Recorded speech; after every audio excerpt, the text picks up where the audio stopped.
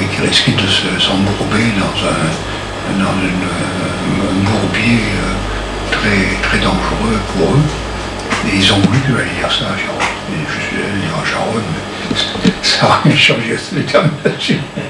Il s'est jeté, à mon sens, il s'est jeté un petit peu dans la gueule du loup, avec ce qui s'est passé après à Sabra et à Châtillon en particulier. Je considère que les Israéliens ne se sont pas mis dans un bon cas.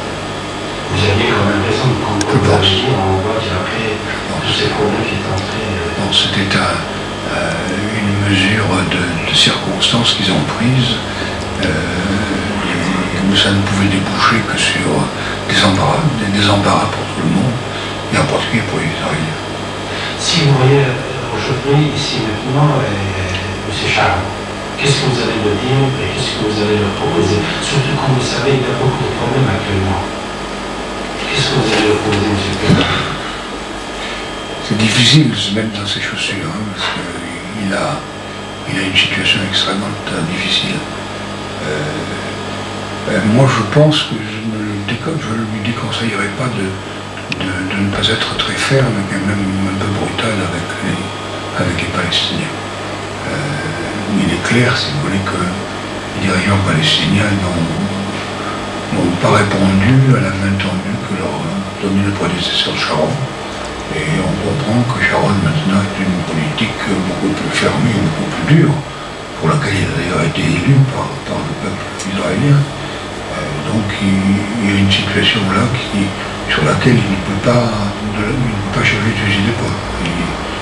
Il est dans le couloir, il faut qu'il aille jusqu'au bout. Mais je conserve cet entretien avec Sharon qui a duré plus d'une heure, et tout à fait en tête-à-tête, un souvenir. C'est un homme certainement très dur, très combatif, mais c'est un homme très charmant, beaucoup de charme, et très intelligent, avec qui on peut parler de beaucoup de choses. J'ai été très frappé par la qualité de l'homme.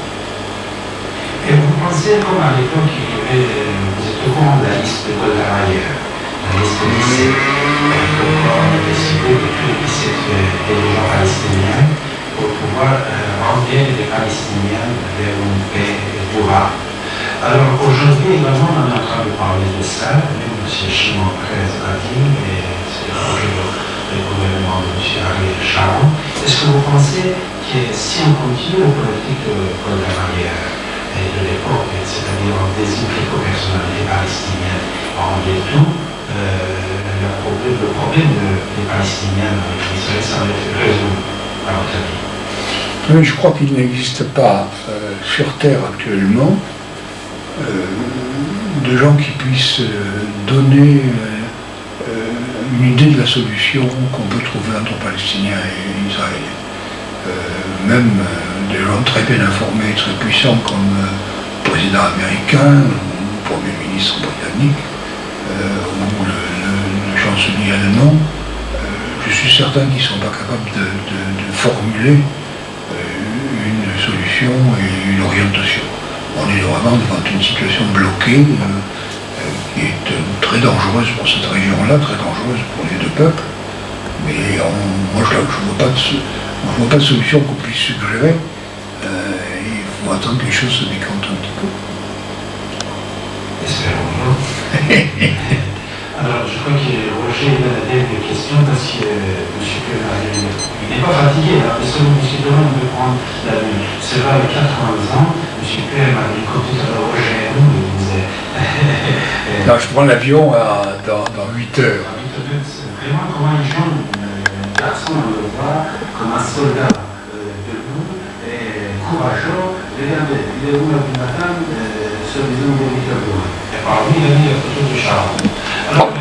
Pierre Marion, nous vous remercions beaucoup. Vraiment, les 4 livres que vous avez fait, les titres, moi, comme avec l'image, je vous en félicite. C'est vraiment l'oriental. Ah oui, oh, c'est bien. C'est ça donne de l'ambiance à l'émission. Hein. Impossible.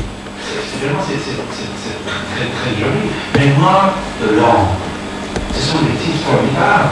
Et derrière, le bien et le frère. ça qui ne pouvait pas nous dire le nom maintenant, le titre, mais on le saura dans quelques mois. Oui, j'espère. Alors, je vous remercie, je vous laisse dernière parole. Encore, je vous remercie beaucoup. On était très heureux et honorés ce soir de vous avoir dans notre studio. Mais c'est un bonheur que je partage avec vous.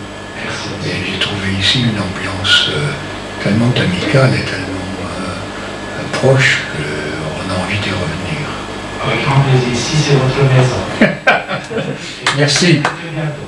Bonne soirée. Merci, à bientôt. Merci, M. Pelmadou. Merci, Mme Marion. Pas de problème. Merci de votre message. Ah, you want to... Ah, no, you want to go to the ladies' room?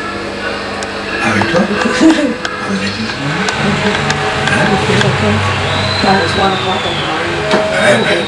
Pauvre Lily. C'est très bien.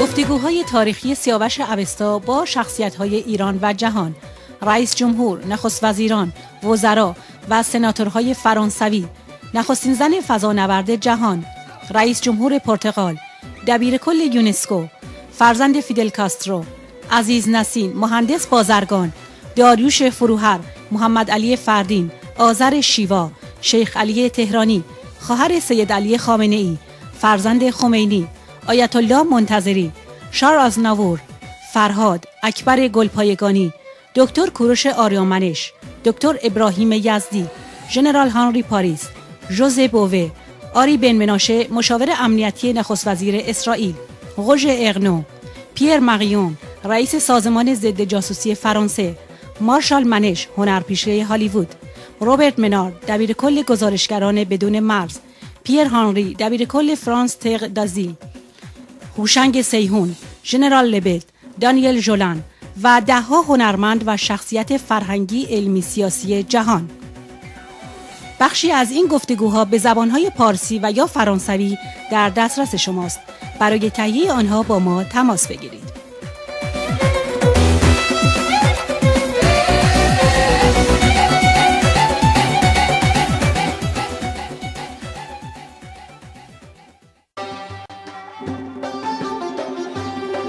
سالنامه‌های 7000 ساله آریای میترایی از 10 سال پیش در پاریس منتشر و در سراسر جهان پخش می شود.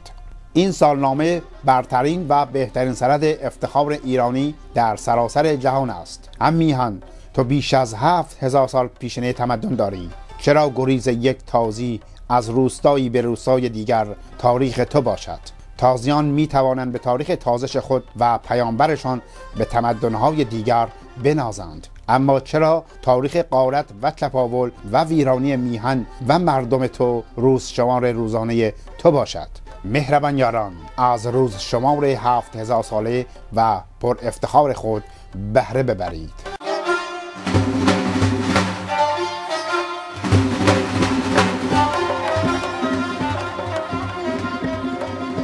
چاپ چهارم آیین اوستا، جهان آریایی با بیش از 7000 سال پیشینه تمدن با افزوده‌های بسیار به بازار آمد. 70مین اثر سیاوش اوستا، یکی از پرکارترین نویسندگان سرزمین ما و پیشگام روشنگری و خردورزی و خرافه‌ستیزی. برای چاپ جدید آیین اوستا 18 نفر از فرهیختگان و اندیشمندان جهان آریایی پیش درآمد نوشتند. در چاپ تازه آیین اوستا متن کامل گاته‌های زرتشت نیز آمده است. در بخشی از آیین اوستا 14 نیایش اوستایی با نگارش شیوا و دلنشین برای پیوند ما با اهورامزدا، خداوند دانایی و توانایی به چشم می‌خورد. اندیشمندان جهان درباره زرتشت چه میگویند؟ برگرفته های آیین های دیگر جهان از اوستا. ساختن دانشکده پزشکی ایرانی در مصر. آموزش پزشکی و داروسازی عیسی مسیح در ایران. کشفیات تازه از تمدن 7000 ساله در جیرفت، شهر سوخته سیستان و سیلک کاشان، شهر ری، شوش و پامیر تاجیکستان و معنی نام‌های تازی رایج در ایران. اخلالگری‌های ایرانیان در اسلام. چرا ایرانیان هرگز مسلمان نشدند و مطالب تاریخی از فرهنگ و تمدن کهن.